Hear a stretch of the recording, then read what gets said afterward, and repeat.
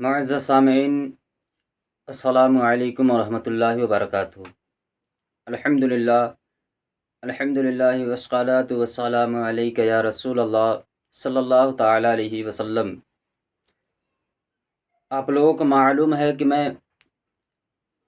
ایک ہی گفتگو روز کرتا ہوں، اور اس لیے کرتا ہوں کہ ویڈیو اچھی جائے،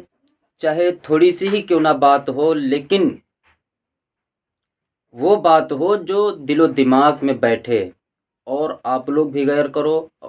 کرو اور دوسروں تک بھی پہنچاؤ تاکہ ان کے بھی دلوں میں یہ بات پہنچے۔ تو سوال شرک و کفر کا بیان۔ سوال شرک کسے کہتے ہیں؟ جواب: خدا تعالیٰ کے ذات و صفات میں کسی کو شرک ٹھہرانا شرک ہے۔ ذات میں شرک ٹھہرانے کا مطلب یہ ہے کہ وہ دو یا دو سے زیادہ خدا مانے، جیسے عیسائی کے تین خدا مان کر مشرک ہوئے،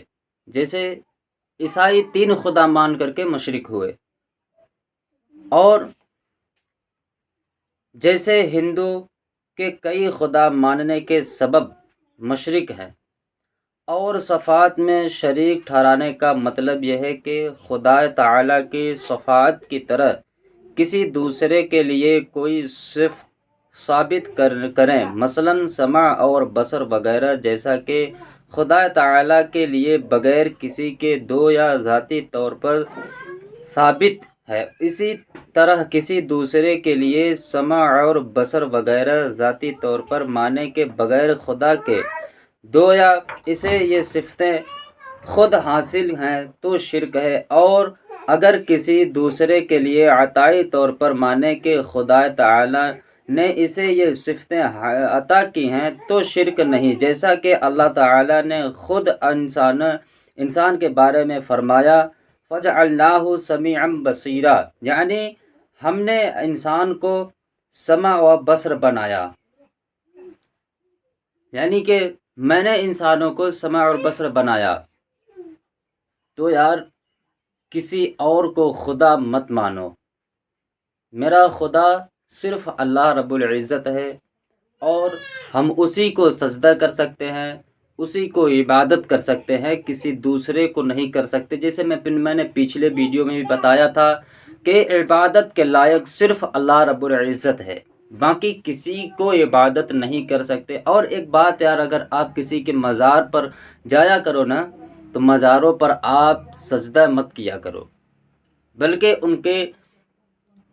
قدم بوسی کرنے کے بعد آپ ایک جگہ پر بیٹھ کر کے فاتحہ پڑھ لیں، دعا کر لیں، لیکن سجدہ مت کیا کریں، کیونکہ سجدہ کسی کو کرنا جائز نہیں ہے، صرف اللہ رب العزت کی ہی ہے۔ اور کسی کو عبادت آپ کریں گے کسی کا، اور کسی کو سجدہ کریں گے تو گناہ گار ہوں گے، کافر ہو جائیں گے۔ کسی اور کو مان کر کے آپ سجدہ کرنا شروع کر دیں گے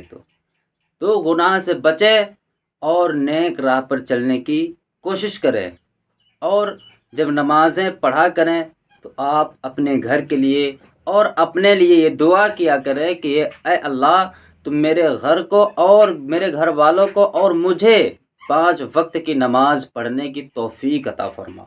اور سوال آتا ہے کہ کفر کسے کہتے ہیں؟ جواب: ضروریات دین میں سے کسی ایک بات کا انکار کرنا کفر ہے۔ ضروریات دین میں سے کسی ایک بات کا انکار کرنا کفر ہے۔ ضروریات دین بہت ہیں، ان میں سے چند یہ ہے: خدا تعالیٰ کو ایک اور واجب الوجود ماننا، اس کی ذات و صفات میں کسی کو شریک نہ سمجھنا، ظلم اور جھوٹ وغیرہ تمام عیب سے اس کو پاک ماننا، اس کے ملائکہ اور اس کی تمام کتابوں کو ماننا، قرآن مجید کی ہر آیت کو حق سمجھنا، حضور سید العالم صلی اللہ تعالیٰ علیہ وسلم اور تمام انبیاء کرام کی نبوت کو تسلیم کرنا، ان سب کو عظمت والا جاننا، انہیں ذلیل اور جھوٹا نہ سمجھنا، ان کی ہر بات جو قطعی اور یقیناً طور پر ثابت ہو اسے حق ماننا، حضور علیہ السلام کو خاتم النبیین ماننا، ان کے بعد کسی نبی کے پیدا ہونے کا جائز نہ سمجھنا، قیامت، حساب و کتاب اور جنت دوزخ لو کو حق ماننا، نماز اور روزہ اور حج و زکوٰۃ کی فرضیت کو تسلیم کرنا، زنا، چوری اور شراب نوشی وغیرہ حرام قطعی کی حرمت